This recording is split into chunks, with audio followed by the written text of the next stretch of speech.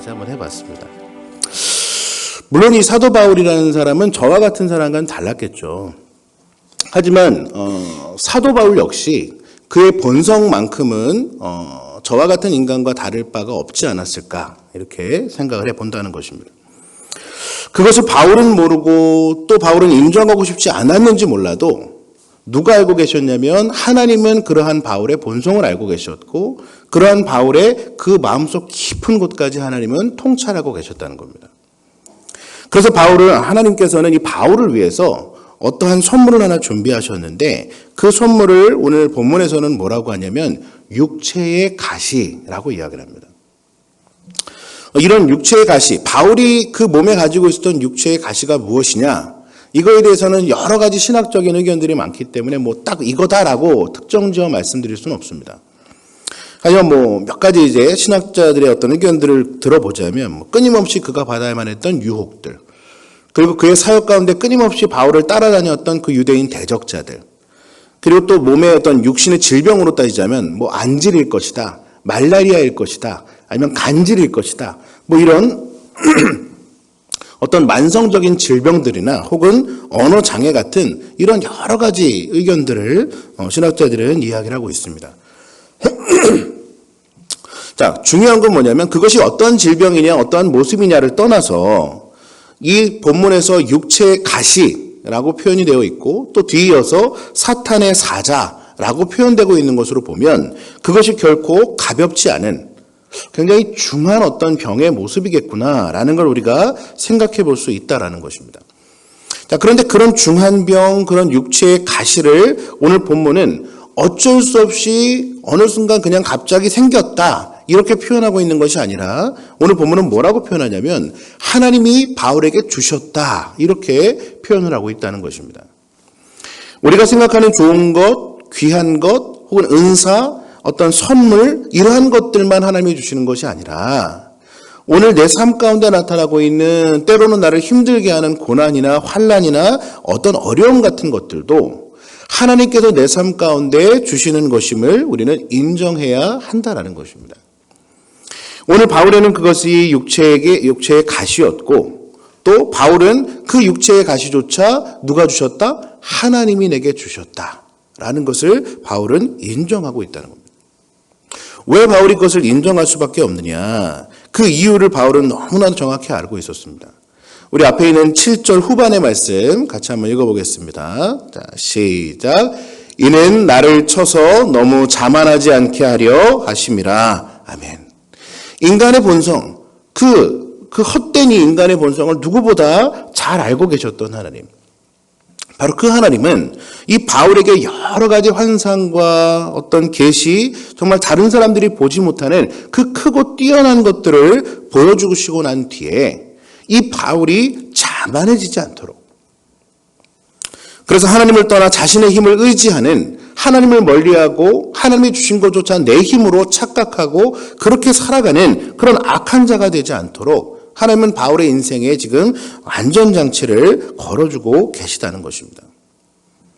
나를 쳐서 자만하지 않게 하시기 위해서, 내가 혹시라도 그것 때문에 자만하는 일이 생길까 봐 하나님은 내게 육체의 가시를 주셨다. 이것이 바로 바울의 고백이라는 것입니다. 여러분, 이 바울의 고백, 이 바울의 인생 너무 멋있는 인생 아닙니까?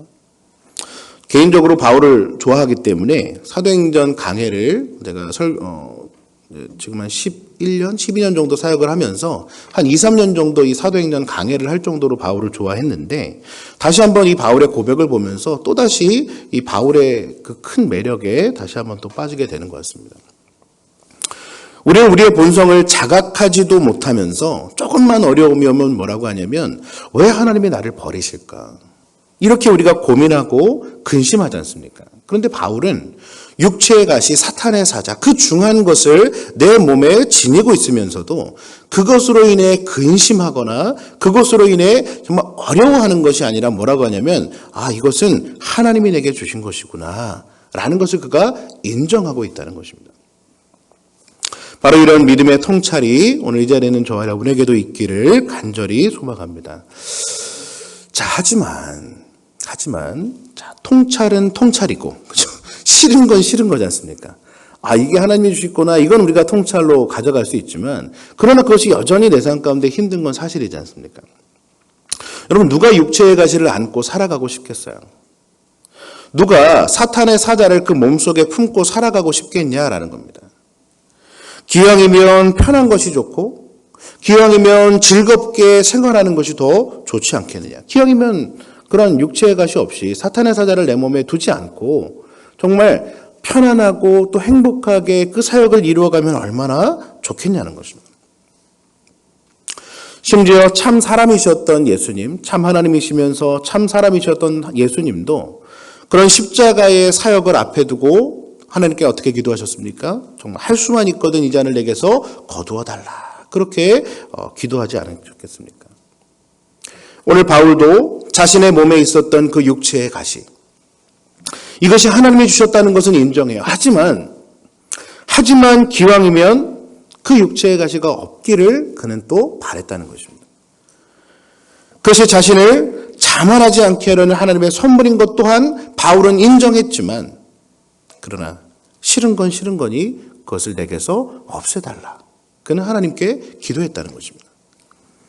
우리 8절 말씀 같이 한번 읽어보겠습니다. 8절입니다. 시작. 이것이 내게서 떠나가게 하기 위하여 내가 3번 주께 간구하였더니. 아멘. 그럼 바울의 원함은 무엇입니까?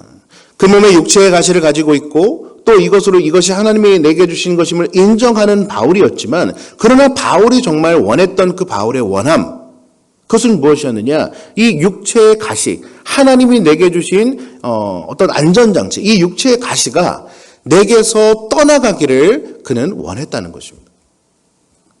쉽게 말하면 이런 거죠. 하나님, 나 교만하지 않을 테니까. 내가 이것으로 교만하지 않을 테니까 제발 이 육체의 가시 좀 없애주세요. 이렇게 간절히 기도했다는 것입니다. 그리고 이런 바울의 기도와 바울의 이 원함은 하나님, 기도할 테니까 줄 테면 주고 말 테면 마세요.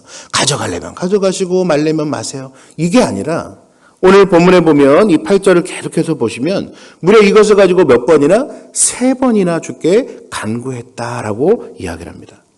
이 정도의 기도를 했다는 것은 뭐냐면 정말 이 육체의 가시가 자신의 몸에서 떠나가기를 원하는 것은 바울의 간절한 원함이었다라는 것입니다. 그러면 예레미야 29장 12절에서 13절 말씀을 보면 이렇게 말씀합니다. 너희가 내게 부르짖으며 내게 와서 기도하면 내가 너희들의 기도를 들을 것이요 너희가 온 마음으로 나를 구하면 나를 찾을 것이요 나를 만나리라. 부르짖으며 기도하면 들어주신다고 하셨고 온 마음으로 구하면 찾고 만날 것이라고 하는 분명히 말씀해 주셨잖아요. 그럼 바울이 3번이나 그렇게 간절하게 마음을 가지고 기도했다면 이것을 들어주셔야 되는 것 아니냐라는 것입니다. 여러분, 보통 사람이 기도한 것도 아니고 여러분 무려 바울입니다. 바울. 얼마나 대단한 일꾼이었습니까? 그렇게 하나님께 쓰임받았던 일꾼. 세계 선교에 한 획을 그었고 신약 성경을 그렇게 많이 기록했던 이 바울이 온갖 기적과 이적을 스스로 그 몸으로 행했던 이 바울이 그렇게 3번이나 간절히 기도했다면 여러분 들어주셔야 되지 않느냐라는 것입니다. 그런데 하나님의 응답은 무엇이었느냐?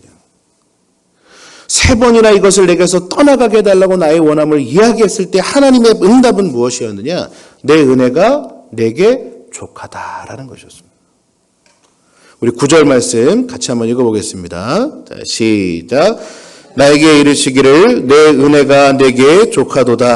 이는 내 능력이 약한 데서 온전하여짐이라 하신지라. 그러므로 도리어 크게 기뻐함으로 나의 여러 약한 것들에 대하여 자랑하리니 이는 그리스도의 능력이 내게 머물게 하려 함이라. 아멘. 육체의 가시를 없애달라. 그렇게 기도했을 때 하나님은 뭐라고 응답하셨냐면 내 은혜가 너에게 족하다라는 것입니다. 무슨 말입니까? 됐다는 거예요. 그냥 그대로 살라는 것입니다. 내가 너에게 육체의 가시를 주었으니 너 그냥 그대로 살아. 지금 너가 하는 기도에 대해서는 내가 들어줄 수 없어 라고 하나님은 응답하고 계시다는 것입니다. 여러분, 기도의 응답에는 4가지가 있다고 제가 무수하게 말씀을 드렸을 겁니다.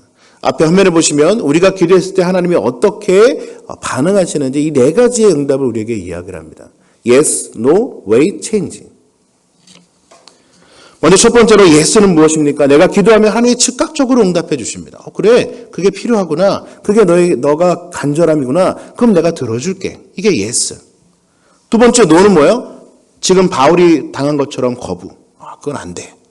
그건 들어줄 수 없어. 라는 것입니다. 세 번째 웨이트는 뭐예요? 아직 네가 원하는 간절함은 내가 알겠어. 그런데 아직은 그것을 네가 누릴 때가 아니야. 아직은 그것을 너에게 줄 때가 아니야. 때가 되면, 하나님이 원하시는 하나님의 때가 되면 내가 너에게 준다. 마지막 체인지는 무엇입니까?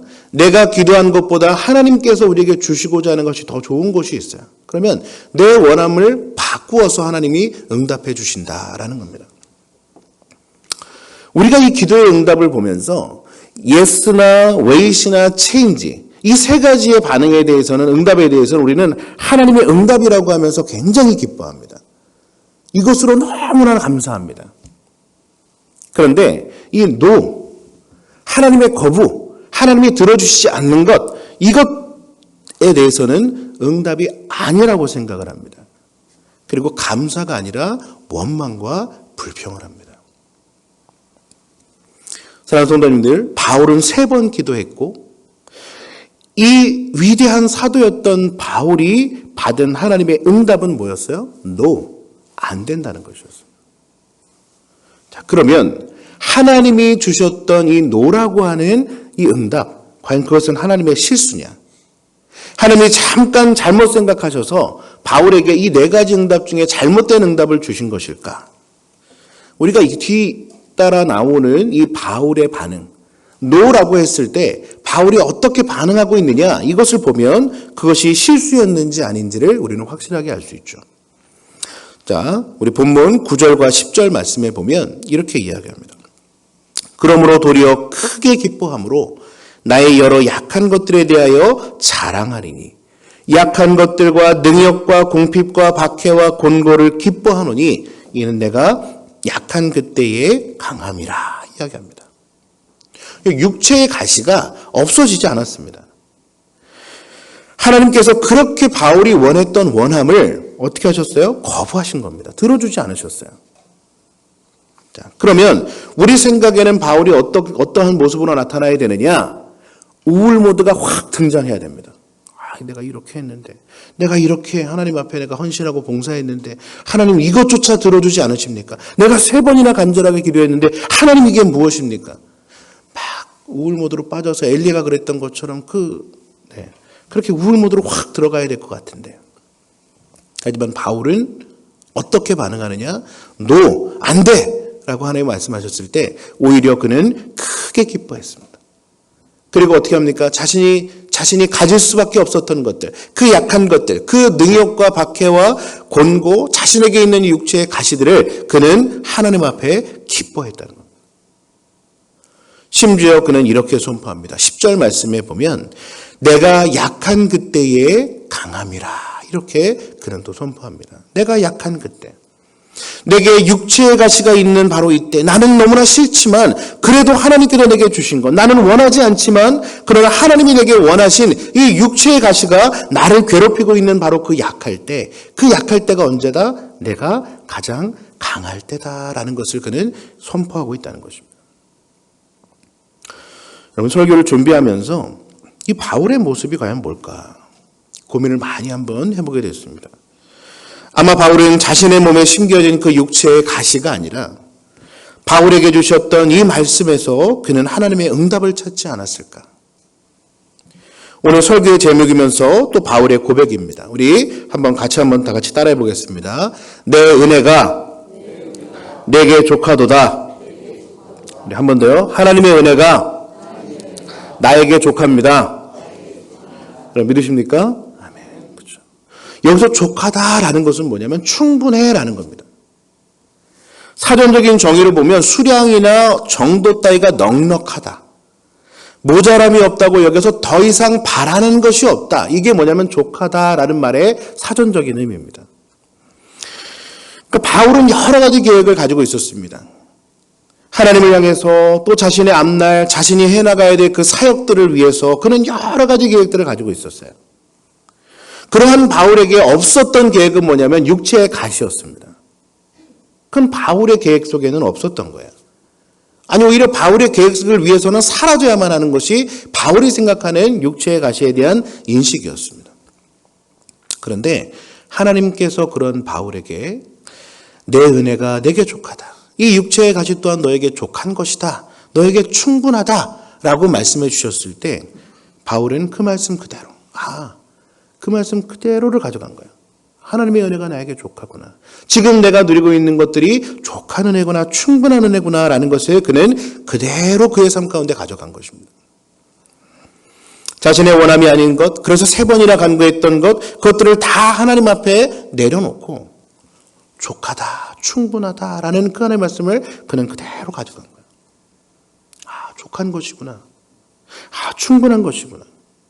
오늘 나를 위해 베풀어 주신 그 하나님의 일하심, 이것은 내게 있어서 충분한 것이구나. 지금 내가 누리고 있는 이 모든 것, 하나님이 내게 주신 이 모든 것들이 나는 부족하다고 여겼는데 사실은 충분한 것이었구나. 나는 내가 약하다고 생각을 했는데 그런데 하나님은 충분하다고 여기고 계시는구나. 나는 이래서는 안 돼라고 나는 생각하지만 하나님은 이래야 된다라고 말씀하고 계시는구나. 나는 지금은 내가 부족해라고 생각을 하지만 하나님은 그 부족을 들어서 충분하게 사용을 하시려고 하시는구나. 바울은 지금 그냥 그대로를 가져가고 있다는 것입니다. 그의 마음 가운데, 그의 생각 가운데, 그의 삶과 그의 사역 가운데 내 은혜가 내게 족하다라는 그 하나님의 말씀을 그냥 가져간 것입니다. 여러분, 하나님이 충분하다는데 무슨 할 말이 있겠습니까? 나는 부족해도 하나님이 충분하다고 하시는데 내가 그 하나님 앞에서 주장할 것이 과연 무엇이겠냐는 겁니다. 바울은 그것을 그냥 인정하고 그것을 받아들인 것입니다. 그가 그 은혜가 족하다는 하나님의 말씀을 그냥 수용하고 받아들였을 때 여러분 바울의 삶 가운데는 무슨 일이 일어났을까요? 우리가 앞서 이야기한 것처럼 바울의 위대한 사역, 바울이 이 세상 가운데 위대한 사도로 쓰임받을 수 있었던 그 위대한 삶이 바로 내 은혜가 내게 족하다는 것을 깨닫고 그것을 인정하고 그것을 받아들이는 순간 그의 위대한 삶이 시작된 줄 여러분 믿으시기를 축복합니다. 말씀을 맺겠습니다. 여러분 2019년을 시작한 지 얼마 된 것 같지도 않잖아요. 근데 벌써 마지막 달입니다. 이번 주일에 어떤 분이 저한테 그러더라고요. 목사님 벌써 12월이에요. 난 이제 3월이 된 것 같은데 이런 말씀을 하시더라고요. 여러분 여러분의 2019년 한 해를 한번 돌아보시면 여러분 어떤 생각이 드십니까? 여전히 나는 부족하다. 여전히 나는 연약하다. 나는 가진 것이 없고 이래서는 아무것도 할 수 없다. 여러분 혹시 이렇게 생각하고 계시지는 않으십니까? 오늘 이 바울이 그랬던 것처럼 내 안에 있는 그 육체의 가시로 인해 여러분 힘들어하고 계시지는 않느냐라는 겁니다. 다른 사람들에게 말하지 못할 나만의 고민거리들, 자꾸만 내가 처지는 것 같고 넘어지는 것 같은 그런 패배감을 여러분 혹시 가지고 계시지는 않습니까? 나는 그렇게 생각하지 않는데 내 주변에 다른 사람들이 자꾸만 나를 그렇게 평가하는 것처럼 혹시 여겨지지는 않으십니까? 그때마다 위축되고 그때마다 뒤로 처지는 그런 자신을 볼 때가 있지 않습니까? 그럴 때마다 가장 중요한 여러분 인생의 여러분의 삶 가운데 가장 중요한 하나님의 생각을 한번 물어보실 수 있기를 바랍니다. 하나님, 내가 오늘 너무 힘든데 지금 내 삶이 너무 어려워서 지금 내 안에 있는 그 육체의 가시에 내가 찔려 죽을 것 같은데 하나님은 어떻습니까? 한번 그렇게 물어보라는 것입니다. 하나님은 바울에게 말씀하셨던 것처럼 오늘 그러한 질문과 그러한 기도를 가지고 나아가는 우리에게 하나님은 이렇게 말씀하실 겁니다. 창성아, 내 은혜가 내게 족하단다. 지금 너에게 준 그 은혜가 족한 거야. 충분한 거야.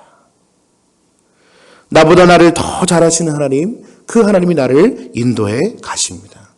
나보다 나를 더 잘하시는 하나님께서 지난 2019년 한 해도 내게 족한 은혜를 베풀어 주셨습니다. 그리고 오늘 이 새벽도 그리고 우리의 남은 12월의 한 달도 우리에게 살아가기에 충분한 우리에게 맡기신 그 사명들을 이루어가기에 충분한 그 족한 은혜를 부어 주실 것입니다. 바라기는 오늘 이 새벽 내가 받은 그 족한 하나님의 은혜를 우리가 소망하면서 우리의 남은 한 달도 하나님 내게 부어주신 족한 은혜에 합당한 삶을 살아갈 수 있는 그런 내가 되겠습니다. 그런 우리 한밀교회가 되겠습니다. 우리가 기도하는 마음으로 나아가는 우리 한밀의 성도님들 모두 되시기를 주님의 이름으로 축복합니다. 아멘. 함께 기도드리겠습니다.